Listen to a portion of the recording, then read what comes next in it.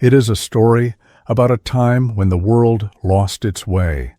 Imagine, if you can, a world where kindness was forgotten and shadows lived in every heart.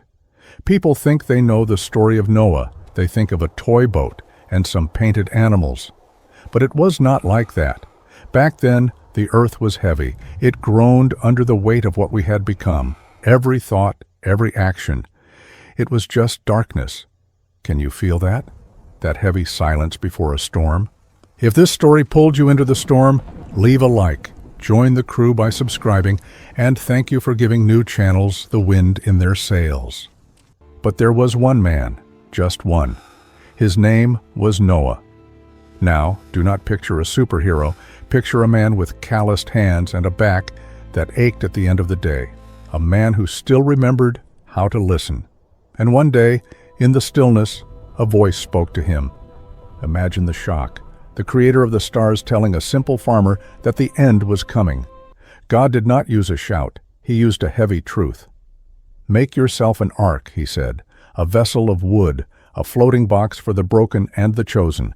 No sails, no rudder, just faith. Have you ever had to do something that made everyone think you had lost your mind? Noah picked up his adze and his hammer. He did not live near the ocean, friend. He was in the middle of a dry, thirsty land. And there he was, laying the first massive beam of gopher wood. Clang, clang, clang. That sound echoed through the valley for decades. People would stop and point. They would laugh and call him a fool. "Where is the water, Noah?" they would shout. "Show us a single cloud." But Noah just kept swinging that hammer. He was building a bridge to a world he could not see yet. He was not just building a boat, you see. He was building a sanctuary in a world that had forgotten what the word meant.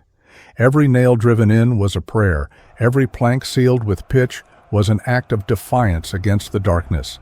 And the sky was starting to change.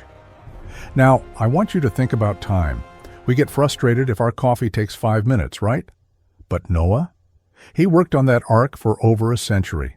Imagine waking up for the 40,000th day in a row to the same smell of sawdust and the same burning sun.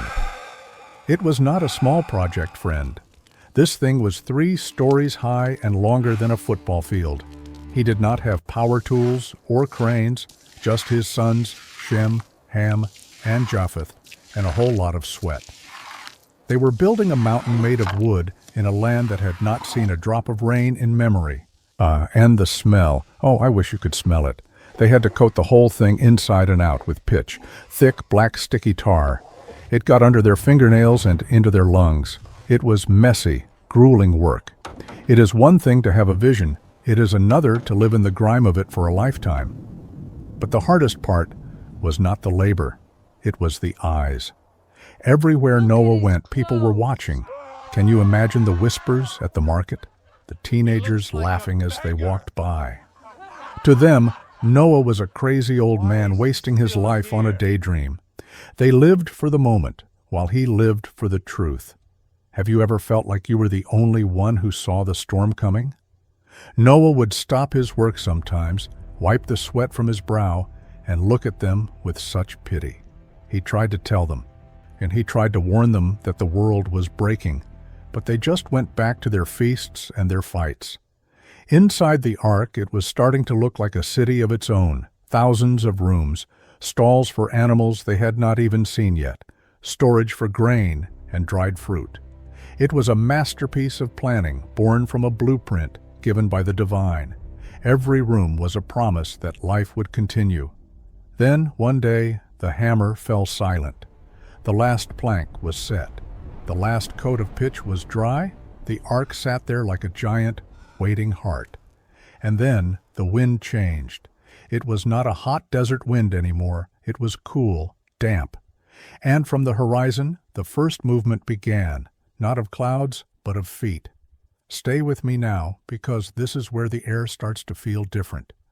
You know that feeling right before a summer storm hits? When the birds stop singing and the leaves turn upside down? That is how it felt, but 1,000 times heavier. Now, I want you to close your eyes and listen. At first, it was just a low hum in the distance, a vibration in the soles of your feet. Then, from the forests and the plains, they started to appear, not in a stampede, but a procession, quiet, orderly, like they were answering a bell only they could hear. The neighbors, they did not laugh anymore. They stood on their porches, clutching their robes, watching the predators walk alongside the prey. No one was hunting. No one was hiding. A strange, holy peace had fallen over the wild, and that was the most terrifying thing of all. Noah stood at the great door. Can you imagine the weight on his heart? He watched the last of them enter, the creeping things, the birds of the air, all the heavy beasts.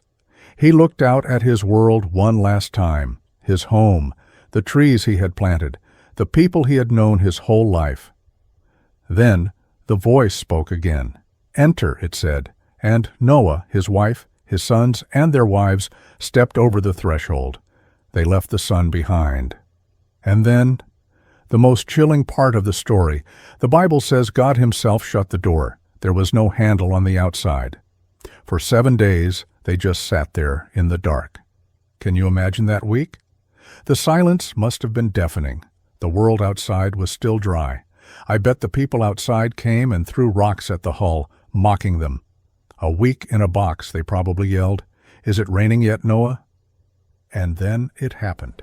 Not with a roar, but with a single tap. A drop of water hit the dusty ground, then another. And then the sky did not just rain. It broke. The fountains of the great deep burst open. It was like the earth itself was crying out or tearing itself apart. This was not a storm like you or I have ever seen. The water did not just fall. It rose. It surged from the cracks in the rocks and boiled up from the valleys. The mockery outside turned to screams, then to a frantic splashing, and then to a sound that Noah would hear in his dreams for the rest of his life. Have you ever felt a house shake during a heavy storm? Now imagine a structure the size of a cathedral, sitting on dry dirt, suddenly lurching. The first time the ark moved, it was not a smooth slide. It was a violent, bone-jarring shudder as the water forced its way underneath the hull. Outside, the world was being erased. This was not just a flood, it was an unmaking. The valleys filled in minutes. Yes, the forests were snapped like dry twigs, and the noise, it was not just rain. It was the roar of the earth's foundations breaking apart, a sound so loud you could not hear your own scream. Noah and his family were huddled in the center of the middle deck. They could not see out. They had no windows to look at the horror. All they had was the sound, the thundering water against the wood, the frantic scratching of animals trying to keep their footing. They were trapped in a wooden womb while the world died. I want you to think about the people who had laughed the day before. They were not laughing now. They were climbing, reaching for the highest rocks, the tallest peaks. But the water was relentless. It was a cold, dark hand that did not care about your status or your gold. It just kept rising. Finally, the ark broke free from the mud for good. It rose, higher than the trees, higher than the hills, until eventually there was nothing left to see but a horizon of gray water meeting a sky of gray lead.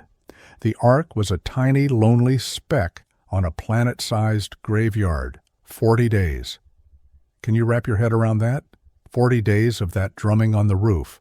40 days of never seeing the sun. The air inside would have been thick, humid, and heavy with the scent of wet fur and old hay. It was a test of sanity as much as a test of faith. Noah sat in the dark and listened to the rain. He knew that everything he had ever known, his childhood home, the paths he walked, the faces of his neighbors, it was all gone. Gone beneath the deep.